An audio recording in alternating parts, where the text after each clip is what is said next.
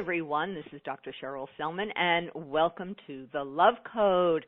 It's wonderful having you join me. You know, I say this every time, but it's true. I'm so thrilled to be able to share these wonderful conversations with everyone because they are so uplifting and inspiring, which you know is the whole purpose for the Love Code. It's to provide a vehicle with inspiring conversations that allow us to reconnect to who we are, to open our hearts, to find a place of healing within us.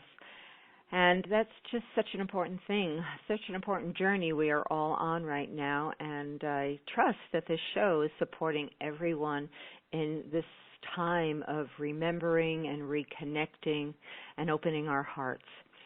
And if you are listening for the very first time, thank you so much for joining me. If you would like to get the archive shows so you don't have to miss out on any of them, you can do that either by going to my website and just opting in there to the newsletter, which is dr for drcherylselman.com, drcherylselman.com, or you can go to my Facebook page, which is What Women Must Know.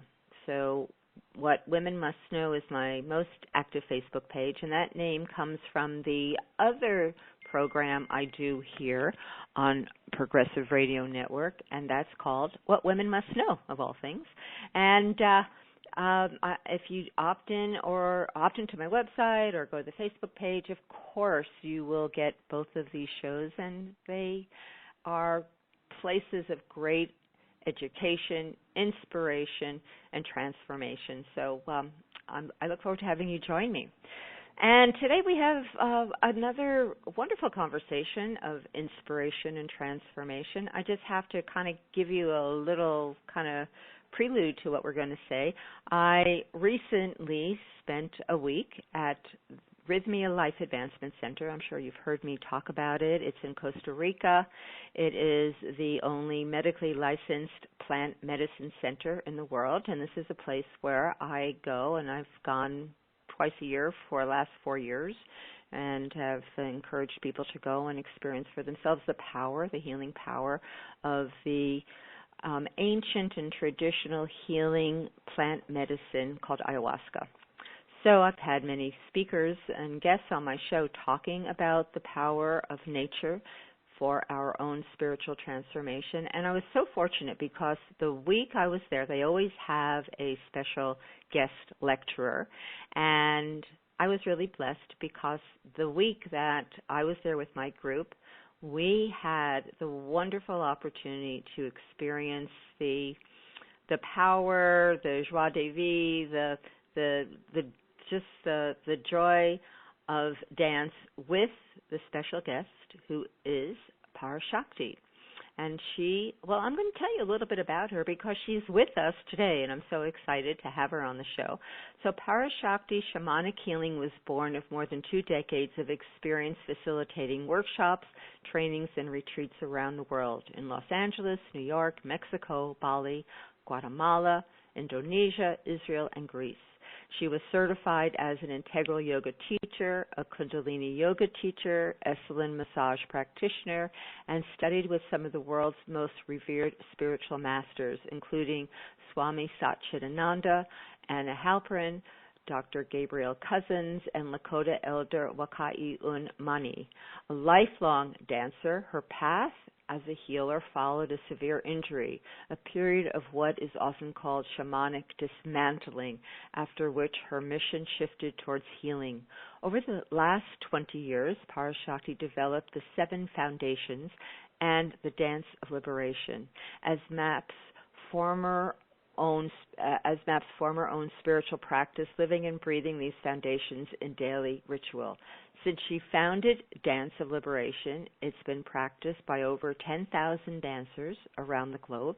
It was born of a mission to help people experience ecstasy. Above all, she is dedicated to serving community, creating a sacred container where people feel safe enough to experience their deepest essences, honor their voices, and shine their brightest light. And I just want to add one more thing before I invite Parashakti to be with us. There is a new documentary on Gaia Network. If people have not been there, it's GAIA.com. It's where I go to watch inspirational movies and documentaries that kind of given up my Netflix, and I'm now all in on Gaia. And she has her documentary, or the documentary of Parashakti's journey and story of her life and her teachings, is right there. It's called The Dance of Liberation, and it's a documentary found on Gaia.com, which is wonderful, and I highly recommend it. So we have this dynamic, passionate woman with us today, and I want to personally and joyfully welcome Parashakti to the show today. So hello there, Parashakti. Hello. I've just been smiling the whole time. If we were live, with my face showing, you would see. But yes, big, heartfelt smile to you, Dr. Cheryl. What an honor to be here with you. Well, it's so much fun having you on the show because now, we're friends. So before you were this, amazing woman who did all these incredible things and traveled around the world, and now you're a friend, and I'm so grateful. I'm so grateful that we were there together at that week in Rhythmia, and we made a wonderful connection, and here we are. So it's just continuing as kind of sisters on the journey. And, you're amazing, Parashakti. I just want to acknowledge you for the path you have created for yourself, the fascinating journey you've been on, which really is highlighted in your documentary, from this little girl in Israel who really struggled with learning because of dyslexia, which turned out to be a blessing in disguise. And here you are traveling around the world and inspiring and teaching your healing path. So maybe the best place to begin is to talk about your beginnings and share a little bit about your journey that brought you to this place in life.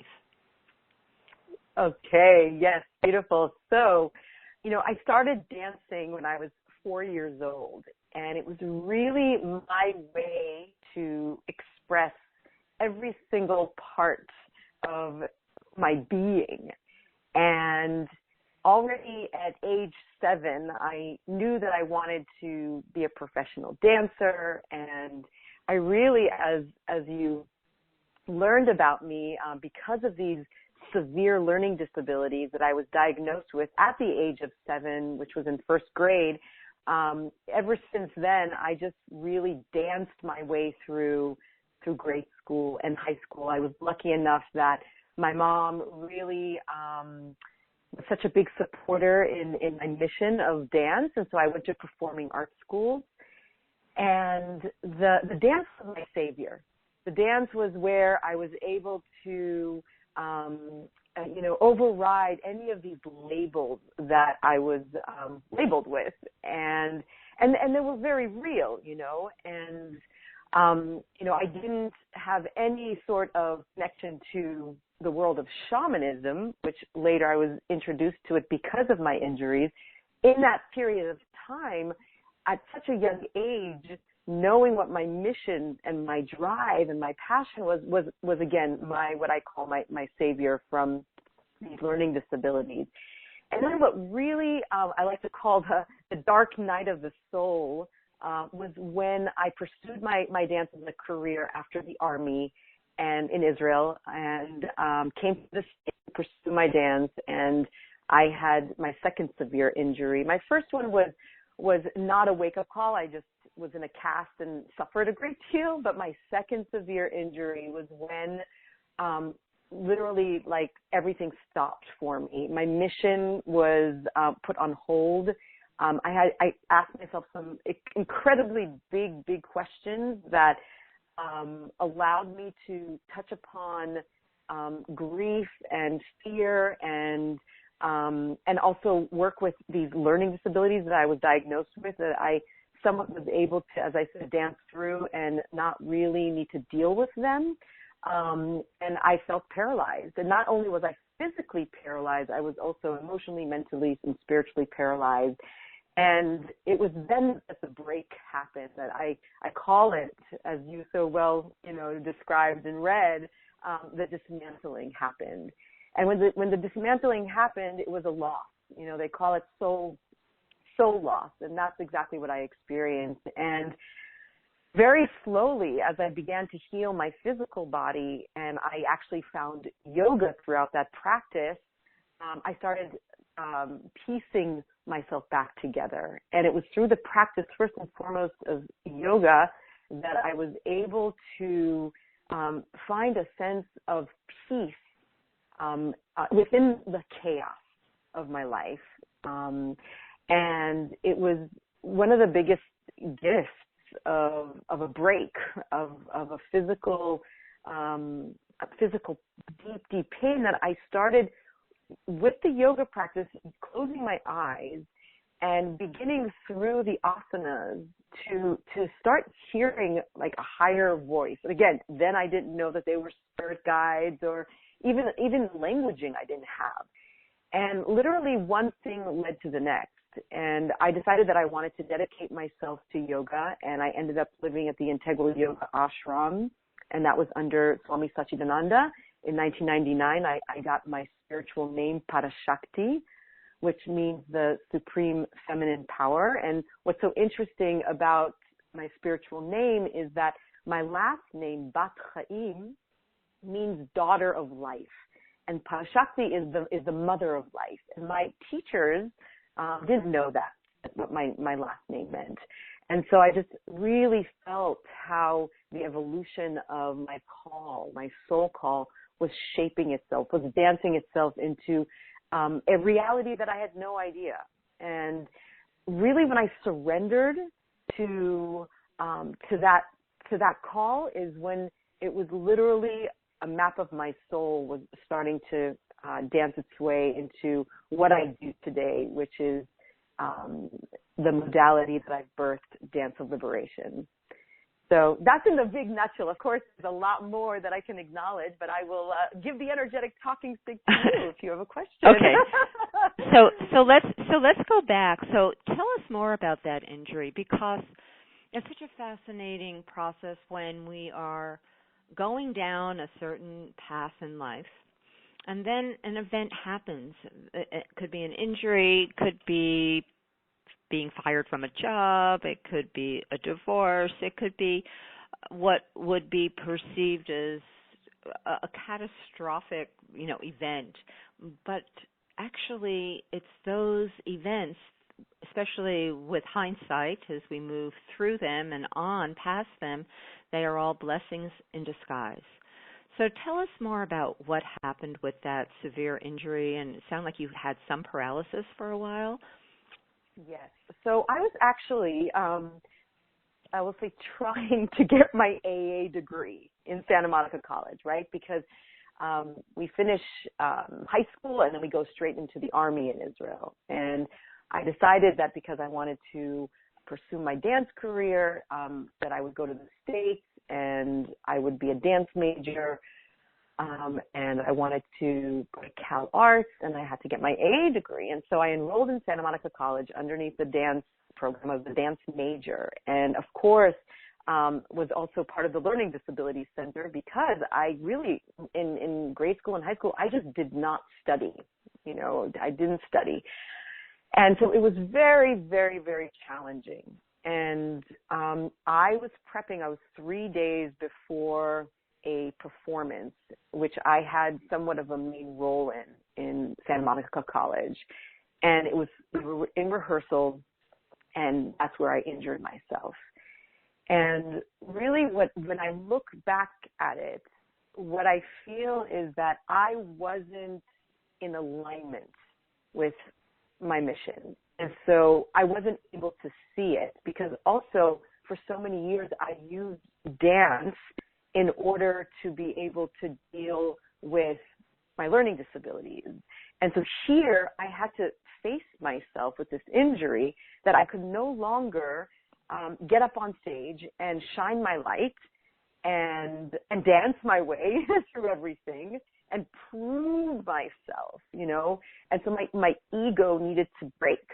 And it was only then, when I didn't have any more my physical body to be of this utmost expression of this mission, that I had to look inward and really start to as I said before, ask myself some very deep questions and go on a journey of healing. And I had to heal these parts of me that, again, didn't need to deal because I had danced to like I almost look at it now, and it's funny that I should say this, but I feel like it was a crutch, even though it was my mission. It was also a crutch. And so the profound healing happened when I was able to work with the pain that actually had a voice, and I was able to listen to it, because the first injury at 17, which was a dislocation in my knee, and I was in a cast for 6 months in Israel.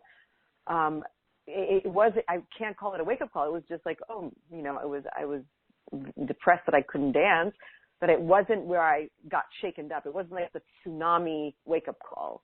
The second injury was, and it was, again, the best gift I could have received in order to do what I do today.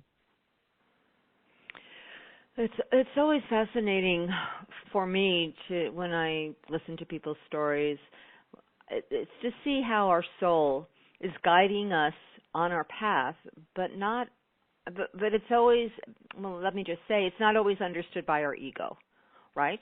So there are these events that make us stop, that cause us a considerable amount of discomfort, if not pain, and often it spirals into this dark night of the soul where we lose the belief systems that have created us to be who we are, so we can really emerge into a greater self and a greater path.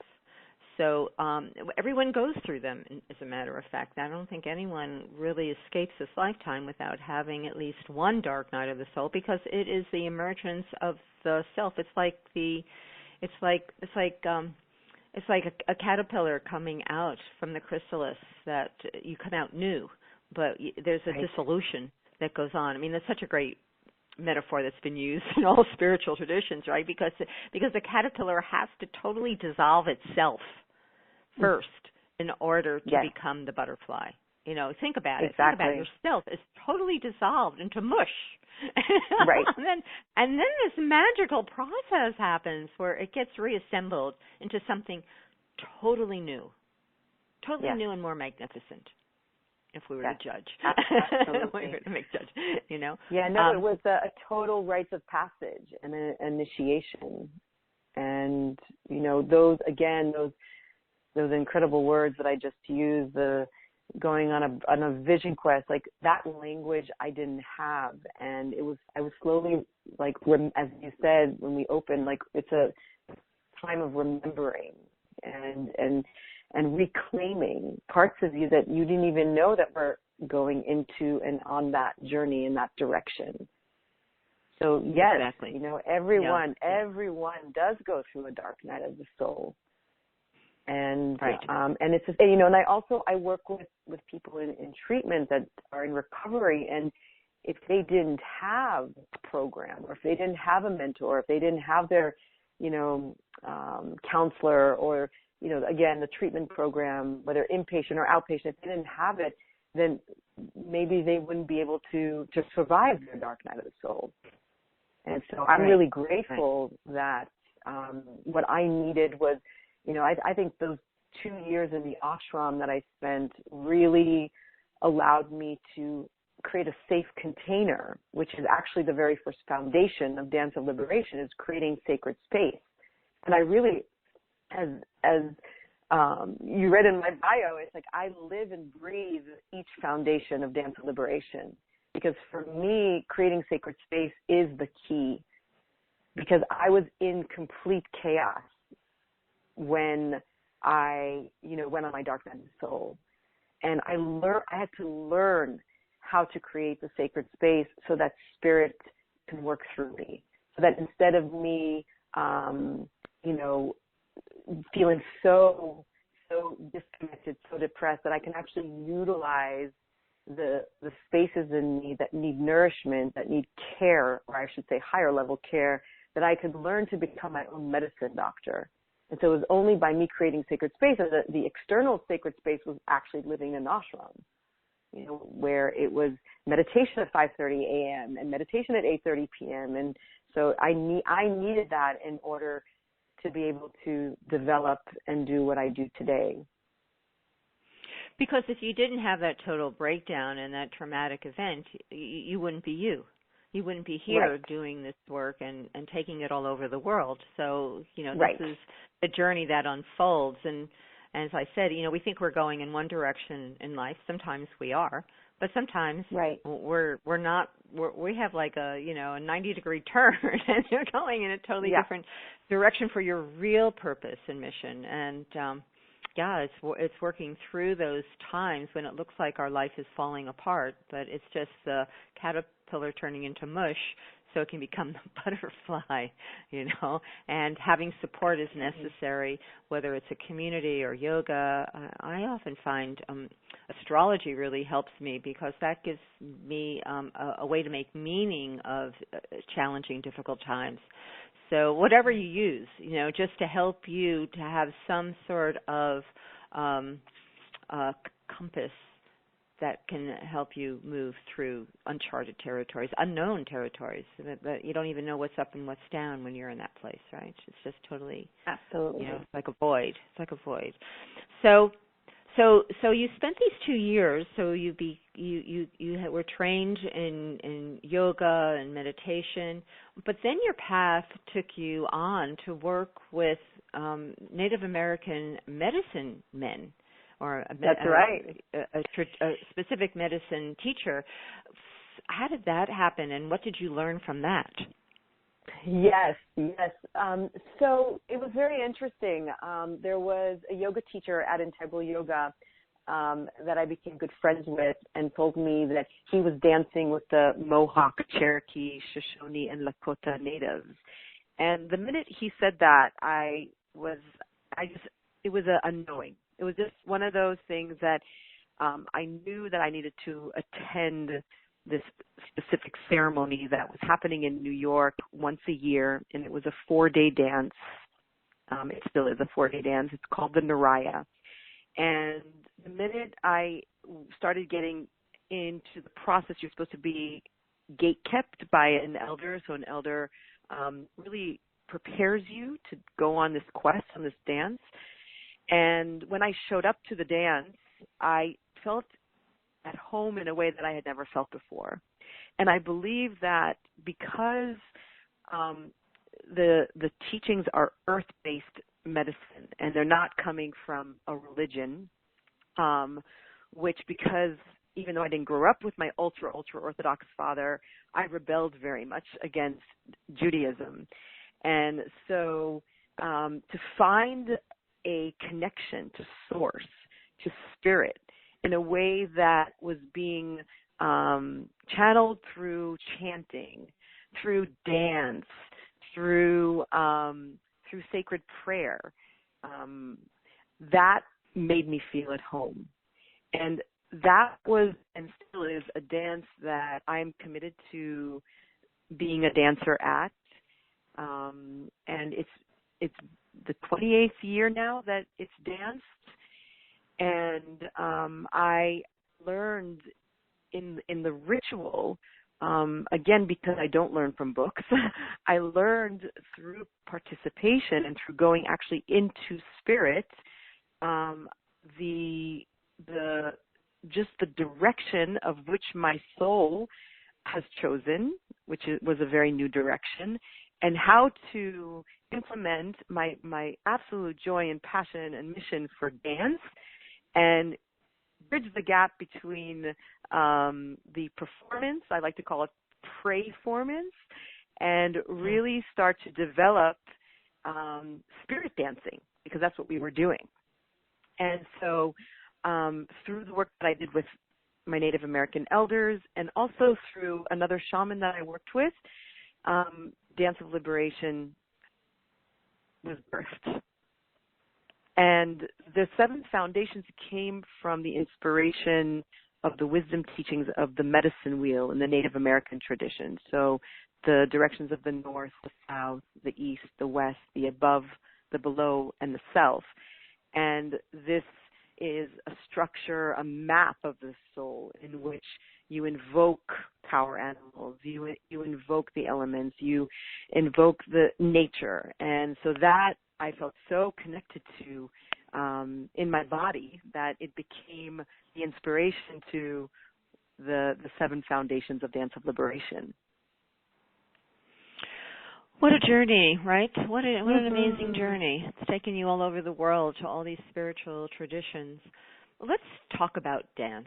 So what is the power of dance? And let's describe and define the type of dance that your work is presenting into the world. Beautiful.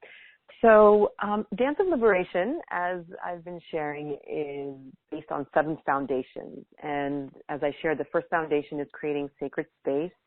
The second foundation is the journey of intention. And so this is where the dancer is prepared and asked those soulful questions. What are you dancing for in your life?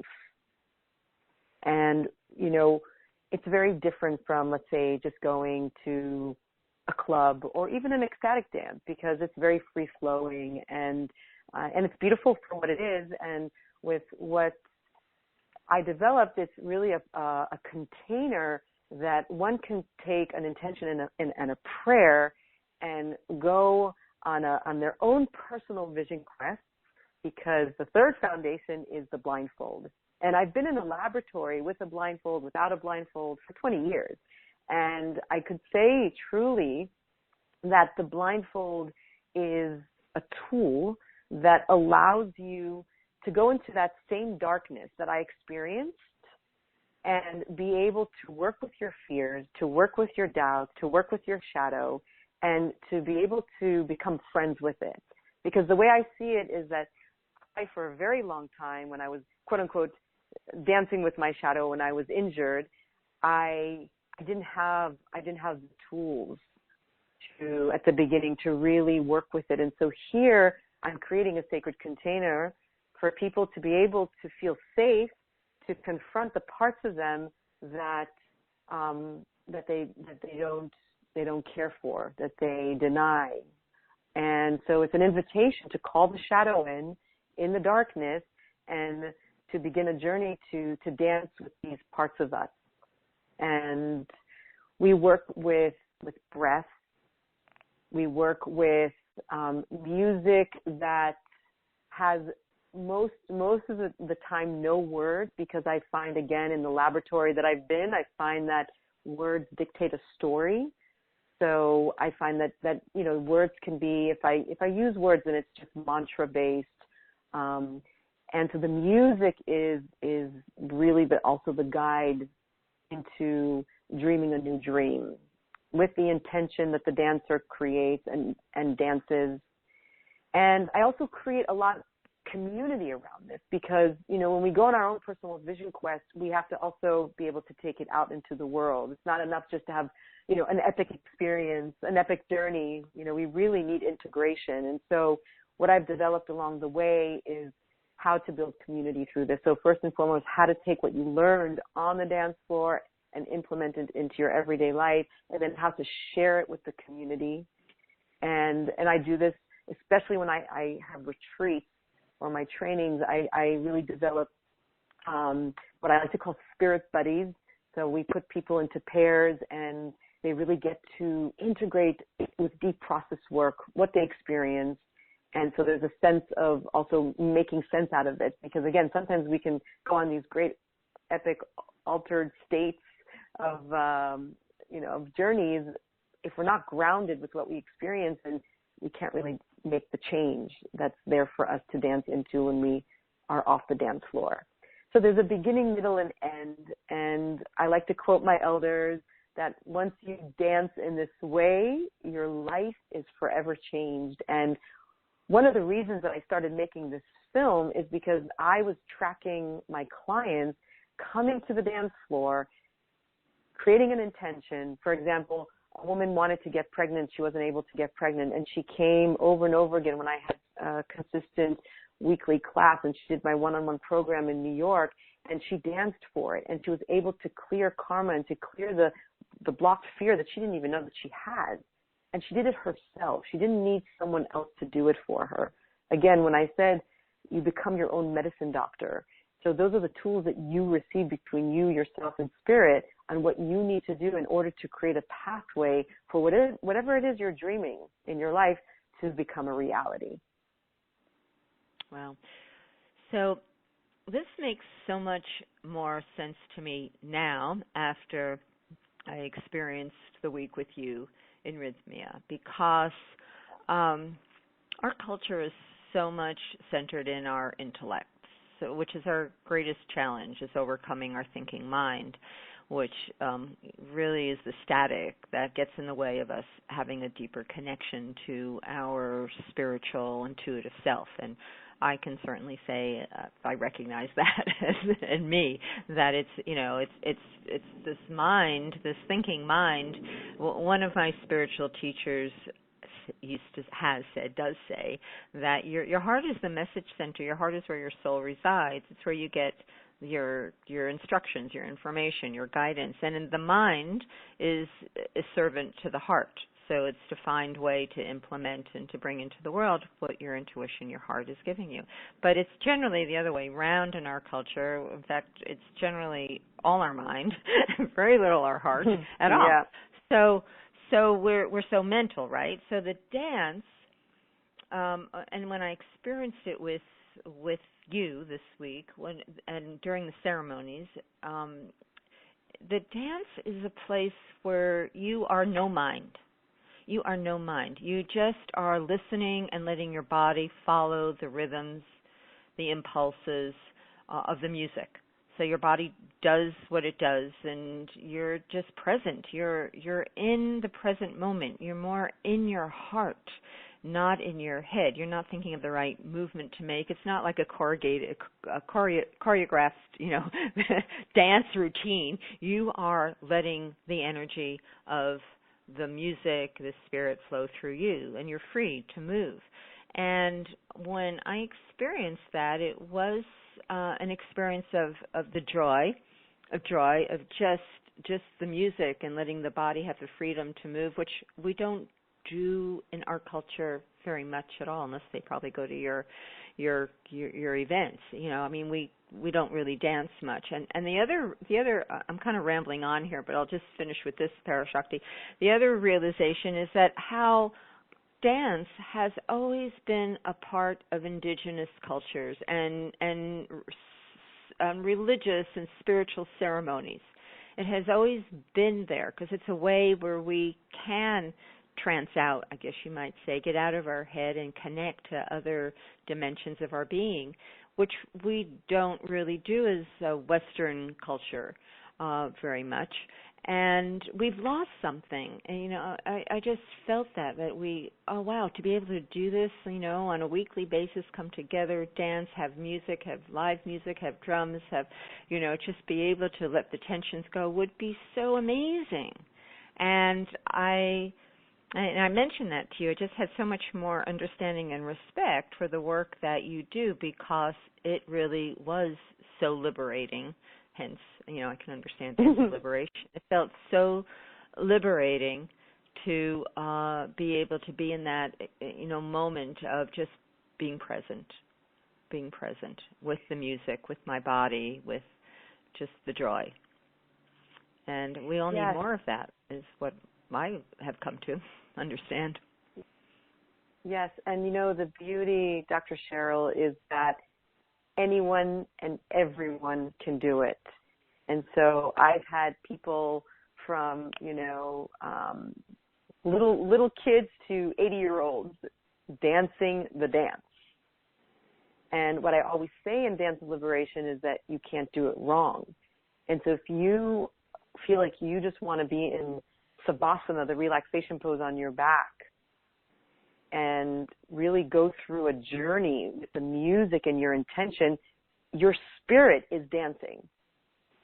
And so there's just an infinite way of moving your prayer in motion. And it's my religion, It's Yeah. my religion for sure. And it's what has freed me, you know. Prior to discovering this path, I was a dancer, although I didn't have a voice. I wasn't comfortable speaking in the way that I guide today. So there was something that because of being diagnosed, that I was so much more comfortable in just getting up on stage and just dancing. And I would light up a room just by getting up on stage as a little girl. And yet I didn't have that expression that I do today. And so I do believe that whatever imbalance I had by putting on the blindfold is how I personally healed the story or the of the learning disabilities. Now, it's not to say, like, I still, you know, it's very hard for me to comprehend material. I mean, I'm definitely I have my own ways of learning for sure. And I've accepted that. And it's an everyday dance with it, because it's not easy. It's not easy that sometimes, you know, there's a gap of history, you know, because I stopped studying in Israel in 8th grade. Again, I was in a performing arts school, so they said, you know, I was in the States from the age of, my mom's American, so I was born in Israel, in Jerusalem, and then my parents got divorced when I was 1, and then when I was 7, my mom and I went to Los Angeles because she wanted to become a psychotherapist. And so from the age of 7 to 12, I was in Venice Beach. And, you know, those were that was the age when too, I was, thank God, put into performing arts schools, and also danced my way through grade school. And I loved it.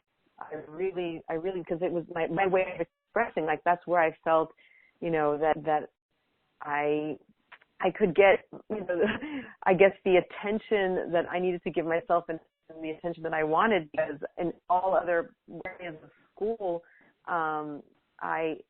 you know, comparing myself to other students, I was stupid. I can't even go into it. It's so sad what I thought about myself when I was growing up. But yes, it has freed me and it's given me a new language to speak. And it keeps on revealing itself over and over every single time I come back to this practice, which is every day. I have a very consistent, dedicated, inward practice of closing my eyes and journeying. And if I don't have the space to officially move, if I'm airplane, I still close my eyes and put it on my spirit dances, and I get information that way. Yeah, so interesting, because you have a totally unique way to learn. It's like direct, you know, direct channel. It's not through the mind.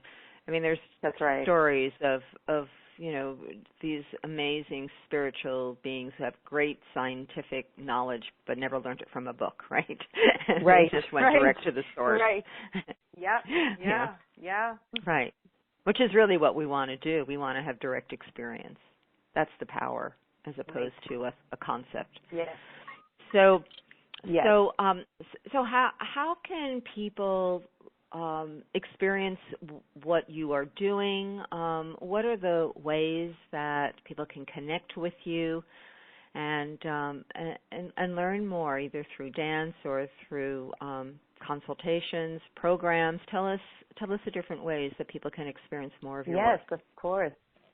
Sure. So I'm in private practice in Los Angeles and New York, and soon to be Rhythmia. And when I say private practice, I do soul healing work, and this is shamanic healing. This is shamanic journeying work, and it's different types of programs that one can do with me. That is more of a one-on-one. That turns into also apprenticeship, and then also into if they decide that they want to actually become dance of liberation teachers, I have a dance of liberation teacher training program. And I'm very excited because I'm actually on my way to New York to curate the very first conscious dance division center at the ashram that I lived at. So in 1999, where I lived for 2 years and got my name, Integral Yoga, we're bringing conscious dance to their center that's been around for 50 years. And I'm going to be bringing in all the different modalities, so 5 rhythms, dancing freedom, Koya, continuum, dance of liberation, breath work. So, and if I've forgotten any, that I'm sorry, but there's going to be a really beautiful division at the center that's going to be specifically focused on conscious dance. And it's really the first time that this actually is ever happening, because these modalities are happening all around the world. Oh yes, journey dance. I must not forget journey dance. And so these modalities are very, very successful around the world, but there's no center that actually has them under one roof. And so on Thursday, I have a dream council meeting. I'm gathering 20 of the founders, and we are sitting with the medicine of cacao, and we're creating a dream council and dreaming up in this beautiful 6-story building in New York on 13th Street between 7th and 8th, a beautiful conscious dance center for our community there. And I'm also involved with ecstatic dance, which actually happens all around the world, but I'm specifically involved in LA and Los Angeles. LA and New York. And yes, and I am also excited to share that I have birthed a beautiful jewelry line, which is really a power object that's based on the medicine of the eagle. And the eagle is the visionary. This is my spirit animal. This is really what has initiated me to be able to rise beyond my fears, beyond my limitations, and touch the great mystery and spread my wings and vision things into actually reality. This is the power animal that has taught me how to do that through dance. So I embody it, I wear it, I even have beautiful tattoos that are symbolically your wings. That meaning, and yes, my wings. And so that program is called the East Gate, and it comes with the power object. It comes with the jewelry piece, and it's very, very powerful. It's labradorite stone, and the labradorite taught me on the dance floor how to shapeshift. So that's really my stone of shape-shifting. So I'm very excited about that, because it's really newly kind of launched. And yes, so I would love to dance with anyone who is really ready to step into their dream and bring it into action. So let me give your website, and I think the best one is parashakti.org. Is that correct? Correct, yes. And I'm going to spell that for people. So it's P-A-R-A Shakti, Parashakti, SHAKTI.org, Parashakti.org. So people can learn more about what you're doing. And you might as well tell us about the program you're doing in Israel in November as well. Yes. Sounds pretty amazing. So, right, yes, I'm very, very excited. I'm collaborating with a few phenomenal wisdom teachers from the States, Kelly and Rudy and Sarah, and they each bring their own very beautiful carrying of their medicine, and we are going to be taking a group of wonderful journeyers to Israel, and the retreat is called Dancing in the Footsteps of Your Ancestors. And we're going to be visiting sacred sites, and we're going to be connecting to the land with Dance of Liberation. And so it doesn't matter what religion or tradition you are. I really feel that Israel is the birthplace of each and every one to come and visit its roots. And there's medicine there for everybody.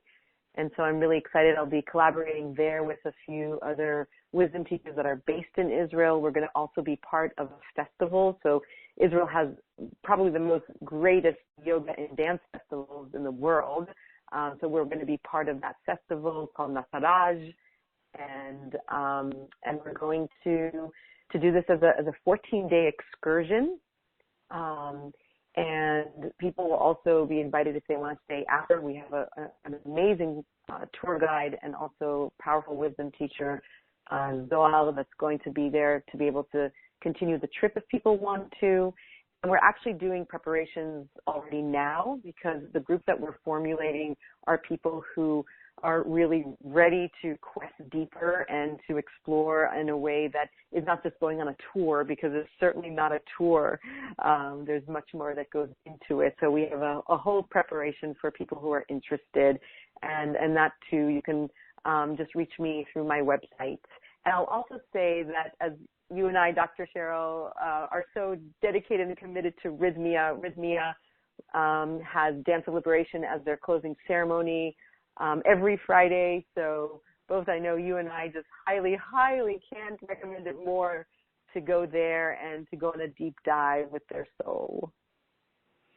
Oh my gosh, I wish everyone would come along, come along with me when I bring the groups down, and I do teach there as well. So I'll be teaching there the week of December 13th, and I do my own teaching every week. They bring a teacher in, like they brought you, Parashakti. They bring people in, and so I feel very fortunate to be one of the guest speakers, and we're going to talk about rejuvenation, regeneration, and whatever else is on my menu at the time that I'm discovering. Amazing. Let's see. You know, when you're talking about Israel, it just brought back the memories of when I actually was on this whole pilgrimage that took me to Egypt, and we had time in the desert, and they put up a big tent in the middle of nowhere, and they had drummers, and they put the rugs down, and it was just desert all around us. We got there on camels, but that was so powerful to just be in the middle of the desert, which I'm sure you're going to be doing things like that in Israel, to feel and experience the power of the desert, which is so profound. And I know, there's a strong connection between you and the desert and your father, because in the documentary, which I just want to remind people that they can watch the documentary about your life and your journey on Gaia.com, and it's called The Dance of Liberation. So you can have this personal connection with Parashakti if you watch the documentary and listen to this conversation. But it's the desert where your dad was transformed, right? He was transformed from a secular Jew to an Orthodox Jew. Yes. Remember, be careful what you pray for. You might just get it. So yes, my father was, and still is, a poet and a shaman in his own right, and he found God in the desert. And he, even before he became ultra Orthodox, he would literally, as my mom shared, would disappear for days in the desert. And really what he was doing was, before he became Orthodox, was he was communicating with God. And from what he shares and what I understand in our pilgrimage into the desert is that really God spoke to him, just like God spoke to Moses with the burning bush, and really relate to him the next chapter of his life and what he needs to do in order to be more connected. And the next thing you know, he became ultra-Orthodox, and I have 7 brothers and sisters. So I didn't grow up with him, as I shared before, but part of this movie, this film, is really what brought us together, because after 33 years of not being in touch with him, I contacted him and asked him if we could go on a vision quest into the desert where he found God, and we did. And as you know, Dr. Cheryl, there was conflict, but I won't do it. I want to ruin it for people. But I'll just say, is that that's when I wanted the cameras to shut off. I was sure. I was so ready. I was so embarrassed about what happened. And, the cameras continued to roll, and it's probably the most touching part in the film. So that's so interesting, because here is your father who went on his own transformational shamanic journey. And isn't that kind of interesting, Parashakti, because that is the same process you went through? Yes. Yes, very much so. I mean, that's not to be lost, the irony of that, right? Yes. Well, the narrator of my film is actually my aunt, who is a rabbi, but very, Reform rabbi. First and foremost, she's a doctorate of literature, and my aunt. And she says, she has a line, she has a soundbite in the film, and she says, even though Sigalit, my birth name, grew up with her mom, what I think is that she and her, something like this, she and her father are two sides of the same coin. And it's very, very true. And my father walks hand in hand intimately with Creator, and so do I. And so that's what really connects us. And so that's the beauty. I mean, it's the beauty because you do it in such totally different ways. Like the form is different, but the essence is the same of what you experience. Right. Exactly. What made you, or why didn't you connect with your father over 33 years? That's a long time to be estranged. Yeah.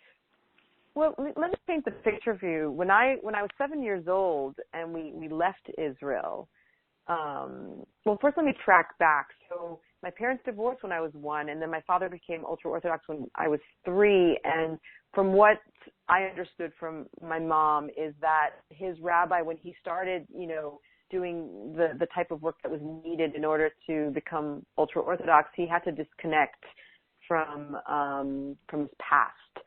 And so we disconnected. So I believe that maybe I saw him a couple of times until the age of 7.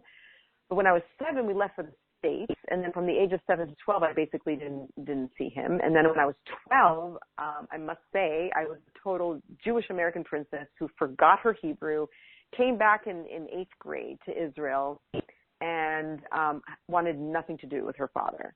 My father lived in the settlements, which I'm not proud to say, and I didn't, I just felt extremely disconnected from him, and so it was easier for me just to not be connected,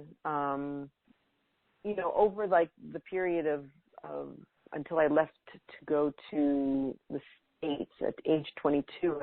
Of course, here and there I went, and it was excruciatingly painful to be with then, the situation.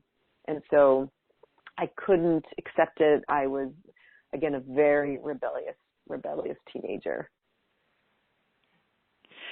It's such an interesting journey because that outstanding unresolved business with your dad is such a powerful wound that shows up, right? I mean, if you were separated at 1, that's a trauma for a 1-year-old to be separated from dad, and and however that journey unfolded, which is part of your journey, right? Part of his journey, and how beautiful that you've arrived at a place in your life where you have allowed, the healing to happen so you can return to your father, to part of you, and be at peace and open your heart and accept the differences, accept what happened. And I mean, it seemed from watching that documentary at the end of it, there was such a bonding and a healing with that whole extended family that you never grew up with.